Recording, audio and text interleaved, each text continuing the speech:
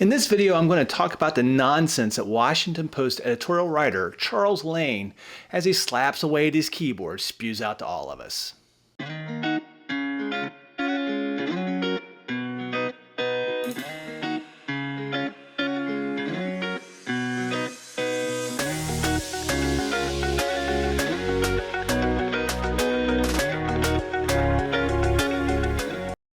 Hey guys, my name is Chuck Kyle, and I have a bone to pick with Charles Lane about what he said in his opinion piece for the Washington Post.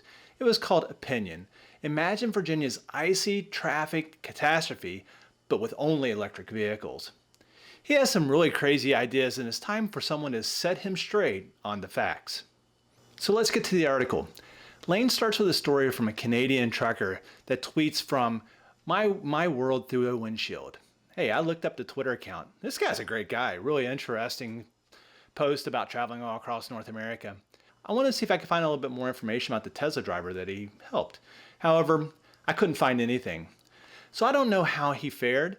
Given what I know about Teslas and what others have posted, I think he was just worried. Kind of worst case scenario was running through his head. So worst case scenario is exactly where Charles Lane started. It's a scientific fact that batteries of all kinds lose capacity more rapidly in cold weather. And that includes the sophisticated lithium-ion ones used by Teslas and other EVs. Car makers can and do mitigate cold weather range anxiety through various technologies. Tesla is touting a new heat pump to extend the winter range. Drivers can save battery power by, say, turning off the heat. The issue cannot be eliminated, however, as Tesla acknowledges on its corporate website. I know that Lane starts this off with scientific fact. He does this to make the reader start thinking that the Tesla batteries are like golf carts or remote control cars. You know the ones, they get about 10 minutes for playing time and then die. With the Tesla battery technology of 2021, I get almost 360 miles per charge on my Model 3. Or that would be about 24 hours in camp mode. Yes, that means a fully charged Tesla would sit on I-95 for 2 days at 68 degrees in the cabin without trouble. Lane goes on. Any EV driver stuck on I-95 was right to be anxious, not only about a rapidly dying battery, but also about recharging it. Cold would make the process much more time consuming, assuming that there was a charging station nearby and that the electric power system hadn't gone out as it did in parts of Virginia on Monday. All right, I would have absolutely had anxiety. Anyone stuck on I-95 in the middle of the night in a snowstorm with nothing moving, man, no matter what the car was. However, ask any Tesla owner about range anxiety. It's a real thing. But again, there's a false premise of a rapidly dying battery. People would not be sitting in their car looking at their battery capacity saying, oh no, 49, 48, 47%. No, that's not the way this would go. This would be no different than somebody watching the gas gauge going, oh no, half tank, quarter tank. So the whole idea of a rapidly dying battery is just, it's BS. Let's go on with this article. All else being equal though, cars and trucks with internal combustion engines, ICEs, would have the advantage in coping with sudden challenges such as the I-95 fiasco.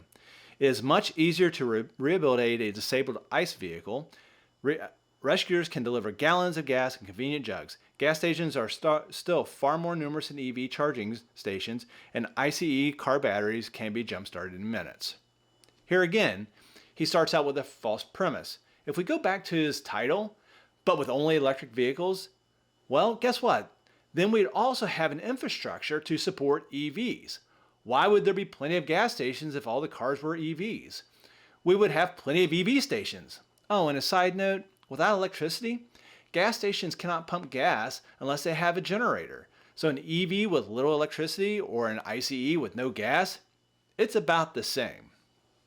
After that, he states, the point is that when people invest their money in a vehicle, they can expect to be able to count on it even in extraordinary conditions. That's not true. If you're sitting on I-95 in the middle of a snowstorm and you are in your Porsche 911, or if you're in your Mercedes E-Series, or if you're in your Ford Mustang, you didn't buy that to be able to deal with 14 inches of snow and an interstate being shut down. Yeah, I mean, the folks that bought a Toyota 4Runner like I used to have, I bought that because I knew I might need a four-wheel drive. So the whole idea that we only buy our cars based on what we anticipate worst case scenarios are, it's again, another false premise. So let's go back a little bit. Actually, from all the reports that I have read, the Teslas fared much better than the ICEs on I-95 debacle. There were lots of gas-powered cars that ran out of gas. I haven't found one account of a Tesla running out of juice. I got one post that stated that they saw 2 Teslas that were being towed, but I have no idea why. So here's my problem with Lane's article. He makes a ridiculous argument when it comes to EVs in the snowstorm in Northern Virginia.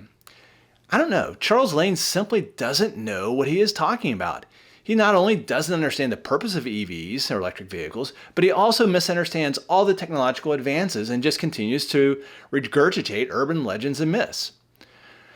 I don't know. I don't know if Charles Lane is capable of writing an intelligence article about EVs. After all, he's already written several before that definitely proves that his lack of knowledge. See the links in the description. Well, thanks for sitting here and listening. Check out the Washington Post. Check out the article. If you have any thoughts, comments, throw them down below. I'd love to hear them. If you haven't subscribed, subscribe. Hit a like button if you like this one. If you didn't like it, well, go ahead and make a comment. Throw the dislike button. But,